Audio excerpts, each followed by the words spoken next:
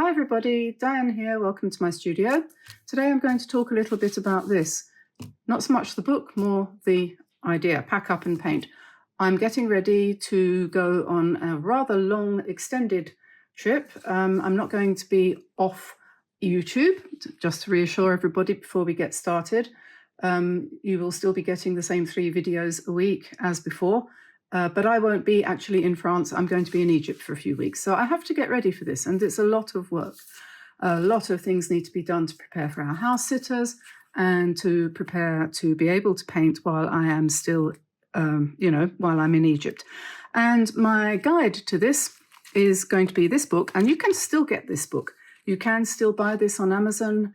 There is a new version, a new edition available, a new book. And also there are secondhand ones, of course. And this is a really good book, even if you're not going on holiday. It's a really good book, and it talks a lot about everything that you need to know, whether you're painting indoors or outside, whether you're painting on holiday or in your garden, whether you just go out for an hour in your lunch break and you want to do a bit of painting while you're out. And Tom Robb, I don't know if he's still alive. He was born in 1933. He's written several books. He was a very renowned and influential artist in his day. If he's still alive, then he would be 101. I can't find any notice of him having died. So I don't know. If what I find online is true, then he's still alive and living in California, but I have a feeling that that's not right. Anyway, it's a jolly good little book, and lots and lots of things in it, as you can see as I flick through it. For traditional watercolor painters. But the main thing is he tells you exactly what you need to take with you and what you can afford to leave behind. And I'm going to invite you into my box. At the moment, I have this box here, which is my I can't possibly travel without any of these things box. We're going to be going on an aeroplane to get to Cairo, and the first thing I'm going to need on that plane, apart from my mask, is this. This is my brand new set of noise cancelling headphones by the famous Bose. I've had a pair of these ever since I was traveling backwards and forwards for some years to America. My husband worked in the Bahamas, he worked in Bermuda, and we often were in Florida. And every time we crossed the Atlantic, I used to have to put these on and then pretend I wasn't on the plane. And actually, if you don't have these, you should, because the world is a very noisy place these days. And when you put these on, everything disappears. So you can no longer hear the planes going overhead or the tractors going past outside or the dog barking or anything. It's absolutely marvelous. I really, really love these. So they are going to be in my handbag, or my what do you call it, my carry-on luggage. And as well, in here we have got this is a new palette, which is a plastic palette. This is Meeden. Any plastic palette would do, but I don't want, I need a palette because I do believe, I'm going to just rustle a bit. Sorry, Russell, just a second. I just need to rustle a bit. It needs to come out. So yeah, this is a Meeden product. So just go to meedenart.com if you want to get hold of one of these, or I'm sure they're on Amazon too. It's got spaces for paint to keep them separate, and it's got mixing area there. Now, if I didn't have this, I would probably just use a white plate when I get to Cairo. I don't know whether I actually have a plain white plate in our apartment over there, because I haven't been there for about 8 years, so I can't remember. But so I'm going to take this because it won't weigh anything. It's really light. And what I can do is I can put my different colours of paint in here from my tin, because I'm going to show you the paints that I'm going to be taking. And I'm not taking tube paints with me, although I prefer them. I'm not taking them with me because they're too messy and liable to explode on the plane. In fact, someone said to me the other day that they had taken fine liners, you know, the sort of Stettler fine liner or the various different kinds that we use, and that they had all exploded whilst in the hold. So you'd have to take them in your hand luggage. And I don't know whether I want to put all my bits and pieces in. I'm going to move this out of the way while I look at this, in my hand luggage. my noise cancelling headphones are the most important thing to carry with me, and my mask and my sandwiches, because I can't eat on the plane because I'm gluten intolerant and have many allergies, and I can't eat the food on the plane, even though we're going Air France and they offer you champagne and everything in business class. I can't have any of it. I can't drink alcohol. I can't eat gluten, so I can't eat croissants. I can't eat bread. And I daren't eat any of their pre-prepared food. So I'll be eating my gluten-free sandwiches on the plane. That's how I keep so slim and young looking, because I don't eat any pre-prepared food. Anyway, so here I have my homemade brush roll. I made this. Actually, I didn't. I adapted it from another piece of sewing that somebody gave me, and I changed it and made it suitable for my drawing implements. So I've got some fine liners. I've got Stettler. I've got 0.1, 0.2, 0.5 and 0.8. Then I've got a white pen here from, this is a hybrid gel from, I can never remember. My memory, you know what it is. Oh, yes, it's a hybrid gel. Anyway, we'll just call it a hybrid gel. And then we have a Pentel Slicky pen here. This is a gold. This is the best gold pen I have ever found. I'll put a link to that in the description below. It's very small, very light and tiny, unlike me. I've got a nice knife. This is a nice sharp breakable blade knife. That's another one from Meaden. I don't know. They do everything, don't they? Then I've got an eraser, one of these click erasers, so you can just push it out and pull it back. Very handy because that fits in there too. Then I have two pencils. I've got an HB and a 4B, so a hard one or medium hard and soft. And then I have got a charcoal pencil. This is Conte à Paris. It's called Pierre Noir, could be someone's name. And then this is a watercolor pencil. This one's from Koh-i-Noor. Could just as easily have been from Stettler, the Carrot Aquarelle. I think I might pop that in there too, actually, if I can find the space. Yeah, can't find the space. Maybe it'll squeeze in there. Maybe it won't. Yes, it will. There we go. And then I've got a woodless pencil here. This is just a stick of carbon, graphite. That's actually from W.H. Smith's, but you can buy those online too. That's for doing the back of something if I want to trace, using the carbon paper system.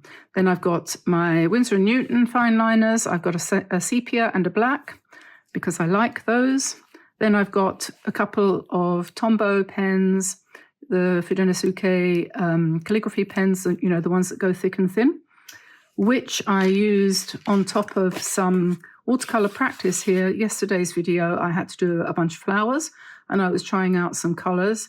And then after it had dried, I just went over it with the with the calligraphy pen, because I like doing that and it's quite fun. And you can turn what is basically a shapeless, formless bunch of color into something. So that was nice. And then I've got the same in grey, and I've also got this one which has got black one end and grey the other. So that's where I'm at the moment with my drawing and writing implements. I may change that before I go, but this is my first draft, so to speak, of what I'm going to be taking with me. So as well as that, in my big box, I'm not going to fill this box up, I have a carnet de voyage. You can get one of these, a carnet de voyage, that's a travel journal from Arches, have got their one, which is almost identical to this, on special at the moment. It's reduced, and quite a few people have bought those. I just happen to be sent this one, so I'll be taking this. This is, I'm not even sure. Yeah, this is a cellulose one. The Arches one that I'm talking about is 100% cotton. But I may or may not take that, but I think I might. And then I've got this as well from Clairefontaine, which is a mixed media book. It's quite a lot of paper in there. This one is 115, so this would be nice for doing sketches in, preparatory to doing a painting.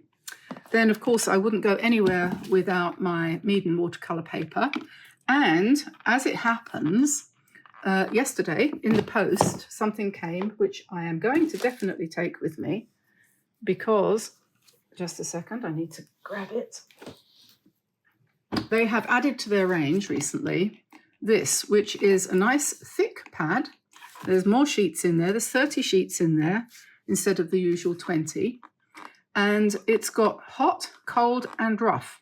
Hot press 10 sheets, cold press 15 sheets, and rough 5 sheets. So that in itself is interesting because that would indicate to me that that is the ratio in which they sell their paper. Presumably they sell 3 times as many cold press pads as they do rough, and twice as many hot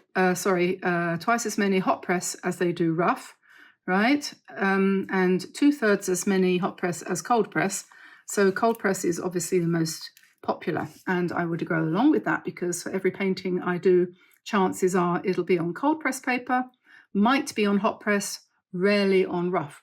So that's going to find a place in my suitcase, as well as probably, because of what I just said, it's probably a cold press, but I might take some smaller ones as well.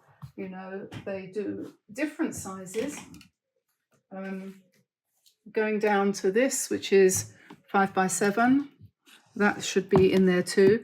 And I have another thing I need to show you too, which I'm going to probably have to turn the camera around and show you because it's too big to go under my top-down camera. So hang on a second. Now, like I said yesterday in the post, there came an enormous box, and in that box was that little pad I've just shown you with the 3 different surfaces in, and this. This is huge. Look, I'm sorry about the light reflecting. That's coming through the ceiling. 20 by 15 inches, 530 by 380 millimeters. It's huge. It's gigantic, actually. I'll put a normal piece of paper on top. There you go. That's the size that we usually use, which is the 10 by 7. And this is what they've just sent me, which is, I think, 4 times as big. There's 4 of those in that. And this is a block as well, so it's glued all the way around. And it is yet to be discovered, because I haven't opened it yet, whether or not the gluing all the way around works to keep the whole sheet flat. Because, well, you can see what I mean. If you put a lot of water on a sheet as big as this, is it going to buckle up in the middle even though it's attached around the outside edge? I don't know for sure. So I don't know. We'll see. And another thing I'm going to take with me, which I haven't yet even tried, I probably will take this with me. I might not bother with the box. This is Paul Rubens' 5th generation travel set, which has got in it 12 paints, the usual colours really, although they've got strange names. We've got the split primaries, we've got the lemon and the cadmium yellow, we've got the warm and the cool red, we've got warm and a cool blue, warm and a cool green. Then we have here phthalo blue, Venetian red, burnt umber, and ivory black, which are the neutrals here. I haven't tried it yet, but those colours I know are fine, so I might very well take that one with me. Like I say, this is the first draft of my travel kit, so we'll see what makes the cut, so to speak. So that's a possibility. And the other one I quite like is the Chow Mei set, which I have used quite a few times. And this is quite nice because it's plastic, so it's lighter than the others. And it's also got more colours in it. It's 24, I think, in there. But it's not what you could call a professional set. However, it might be quite nice to have with me. Tamsin said, "Oh, you've got to take more than one set of paints with you, Mum." I suppose she probably wants to borrow them. And then there's this one, the Rubens. Now, this is the one I've specially prepared at the moment. This is the one that is definitely going to come with me, because what I've done here is, this is not a bad set. Again, it's their 5th generation, and it came with 2 rows of paints, this row and this row. And I decided to put in another row in the middle of pans, and in that row there I have got my Michael Harding favourites. Okay, so then I had to do a swatch card for it. So I've swatched out the 2 rows so I know exactly what is where.